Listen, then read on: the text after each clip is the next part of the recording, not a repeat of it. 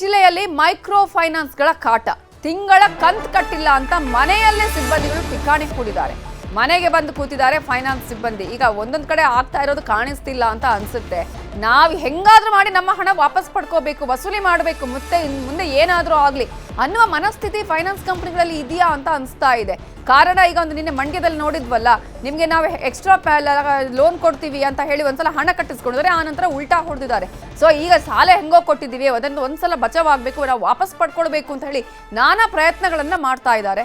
ರಾಯಬಾಗ ತಾಲೂಕಿನ ಕೇಮಲಾಪುರದಲ್ಲಿ ಸಿಬ್ಬಂದಿ ಕಾಟವನ್ನ ಕೊಟ್ಟಿದ್ದು 3 ಮಹಿಳೆಯಿಂದ ಒಟ್ಟು 4 ಲಕ್ಷ ಸಾಲವನ್ನ ತೆಗೆದುಕೊಳ್ಳಲಾಗಿದೆ. ಸಾಲ ಕಟ್ಟೋದಿಕ್ಕೆ ಆಗದೆ ಕಣ್ಣೀರು ಹಾಕ್ತಾ ಇದ್ದಾರೆ ಮಹಿಳೆಯರು. ಸ್ವಲ್ಪ ಟೈಮ್ ಕೊಡಿ ಅಂತ ಕೇಳ್ತಾ ಇದ್ದಾರೆ, ಆದ್ರೂ ಕೂಡ ಒತ್ತಡ ಹಾಕ್ತಾ ಇದ್ದಾರಂತೆ ಸಿಬ್ಬಂದಿ. ಬೆಳಗ್ಗೆಯಿಂದ ಸಂಜೆವರೆಗೂ ಮನೆಯಲ್ಲೇ ಬಂದು ಕೂರ್ತಾರೆ ಅಂತ ಮಹಿಳೆಯರು ಆರೋಪ ಮಾಡ್ತಿದ್ದಾರೆ. ಇಲ್ಲಿ ಯಾವ ಸಂಘದವ್ರು ಇವ್ರು ಯಾವ್ರವ್ರಿ? ಇವ್ರ ಹತ್ನಿ ಫೈನಾನ್ಸ್ ಅವ್ರ 3 ಮಂದಿ ಹಾರು ಏರವ್ರ ಹೇಳ್ರಿ. ಒಂದ ಗ್ರಾಮೀಣ ಕೊಟ್ರಿ, ಒಂದ SKS ರೀ. ಸಂಘ ಮಂದಿ ಮ್ಯಾಗ ತಕೊಂಡ್ ನಮ್ಮ ಮ್ಯಾಗ ತಕೊಂಡಿದೇವ್ರಿ. ಒಟ್ಟ ತುಂಬ ಜವಾರಿ ಹಾಕತ್ತಾರಿ. ಮತ್ ಮನಿ ಮುಂದೆ ಹರ್ಯಾ ಬಂದ್ರ ರಾತ್ರಿ ಬರ್ತಕೊಂಡಿರ್ತಾರಿ. ನಮಗೆ ಇಲ್ಲಿ ಭಾಳ ಪ್ರಾಬ್ಲಮ್ ಅಂದ್ರೆ ಭಾಳ ಆಗೈತ್ರಿ ಸರ್. ಮಿಕ್ಕೇತ್ರಿ ಕುತ್ತಿಗೆ ಬಂದವ್ರ ನಮಗ ಒಟ್ಟು ಸಾಯೋ ಪೊಸಿಷನ್ದಾಗ ಇದ್ದೀವ್ರಿ. ಹಗ್ಗ ಕುಡ್ನೆ ಅಂತ ಅಂದ್ ಕೇಳ್ತಾರ್ರಿ ಅವ್ರು. ಒಂದ್ ವರ್ಷ ಕೂಸಿ ನನ್ನ ಸಸಿ ಮಗ ದುಡಿಲಕ್ ಬ್ಯಾರೆದವ್ರು ಹೊಲ ಮಾಡಿ ನಾವು ದುಡಿದು ಮುಟ್ಟಿಸ್ಬೇಕಂತ ಹೋಗಿದ್ದೇವ್ರಿ. ನಾನ್ ಮಂದಿ ಮುನ್ಸ್ಕೊಳಕ್ ಹೋಗಿಲ್ರಿ. ಇದೇ ವಿಚಾರಕ್ಕೆ ಸಂಬಂಧಪಟ್ಟ ಹಾಗೆ ಇನ್ನಷ್ಟು ಡೀಟೇಲ್ಸ್ ಅನ್ನು ಕೊಡೋದಕ್ಕೆ ನಮ್ಮ ರಿಪೋರ್ಟರ್ ಲೋಹಿತ್ ಈಗ ನೇರ ಸಂಪರ್ಕದಲ್ಲಿ ಜಾಯ್ನ್ ಆಗಿದ್ದಾರೆ. ಲೋಹಿತ್, ರಾತ್ರಿಯಿಂದ ಬೆಳಗಿಂದ ರಾತ್ರಿವರೆಗೂ ಕೂಡ ಮನೆಯಲ್ಲೇ ಬಂದು ಕುತ್ಕೊಳ್ತಾರೆ, ಅವಮಾನ ಮಾಡ್ತಿದ್ದಾರೆ, ಸಾಲ ಕಟ್ಟೋದಿಕ್ಕೆ ಆಗ್ತಾ ಇಲ್ಲ, ಟೈಮ್ ಕೊಡಿ ಅಂತ ಕೇಳಿದ್ರು ಕೇಳ್ತಾ ಇಲ್ಲ ಅಂತ ಹೇಳಿದ್ರೆ ಇವರ ಮನಸ್ಥಿತಿ ಹೇಗಿದೆ? ಎಷ್ಟು ಜನ ಮಹಿಳೆಯರಿಗೆ ಈ ರೀತಿಯಾಗಿ ಮಾಡ್ತಾ ಇದ್ದಾರೆ? ಎಷ್ಟು ಜನ ಸಾಲವನ್ನ ಪಡ್ಕೊಂಡಿದ್ದಾರೆ?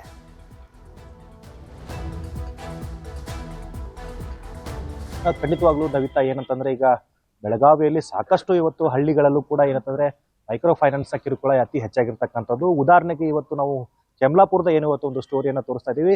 ಈ ಒಟ್ಟು 3 ಜನ ಮಹಿಳೆಯರು ಒಟ್ಟು 4 ಲಕ್ಷ ರೂಪಾಯಿ ಸಾಲವನ್ನ ತೆಗೆದುಕೊಂಡಿದ್ದಾರೆ. ಸೊ ಮೊದಲಿಗೆ 40,000 ರೂಪಾಯಿ ಸಾಲವನ್ನ ತೆಗೆದುಕೊಂಡಿದ್ರು. ಅದಾದ್ಮೇಲೆ ಅದೇ ಫೈನಾನ್ಸ್ ಕಂಪನಿಗಳು ಸಾಲವನ್ನು ಹೆಚ್ಚು ಮಾಡ್ಕೊಂತ ಬಂದಿದ್ದಾರೆ. ಇದಲ್ಲದೆ 3 ಕಂಪನಿಯಿಂದಲೂ ಕೂಡ ಅವ್ರಿಗೆ ಸಾಲವನ್ನ ಕೊಡಿಸಿದ್ದಾರೆ. ಇದರಲ್ಲಿ ರೇಖಾ ಕಾಂಬ್ಳೆ ಅನ್ನುವಂಥವ್ರು ಅವರ ಮಗನಿಗೆ ಹುಷಾರಿರಲಿಲ್ಲ ಅಂತ ಸಂದರ್ಭದಲ್ಲಿ ಒಂದಷ್ಟು ಸಾಲವನ್ನ ಮಾಡ್ಕೊಂತಾರೆ. ಆದ್ರೆ ಇಲ್ಲಿವರೆಗೂ ಕೂಡ ಪ್ರತಿ ತಿಂಗಳು ತಪ್ಪದೆ ಕಂತನ್ನ ತುಂಬ್ತಾ ಇದ್ದಾರೆ. ಆದ್ರೆ ಈ ಒಂದು ತಿಂಗಳಲ್ಲಿ ಅವರಿಗೆ ಒಂದಷ್ಟು ಸಮಸ್ಯೆಗಳಾಗಿತ್ತು. ಯಾಕಂತಂದ್ರೆ ಆ ಮಗಳ ಡೆಲಿವರಿ ಆಗಿತ್ತು, ಅಲ್ಲಿ ಒಂದಷ್ಟು ಜನ ಹಣ ಖರ್ಚಾಗಿತ್ತು. ಹಾಗಾಗಿ ನಮ್ಗೊಂದು ಚೂರು ಟೈಮ್ ಕೊಡಿ, ನಾವೇನ್ ತುಂಬಲ್ಲ ಅಂತ ಹೇಳ್ತಾ ಇಲ್ಲ, ಚೂರು ಟೈಮ್ ಕೊಡಿ ತುಂಬ್ತೀವಿ ಅನ್ನುವಂತ ಒಂದು ಮಾತನ್ನ ಹೇಳ್ತಾರೆ. ಆದ್ರೆ ಫೈನಾನ್ಸ್ ಸಿಬ್ಬಂದಿಗಳು ಅವ್ರ ಮನೆಗೆ ಬಂದು ಇಲ್ಲಿ ಠಿಕಾಣಿಯನ್ನ ಹುಡ್ಕೊಂಡು ಕೂತಿರ್ತಕ್ಕಂಥದ್ದು.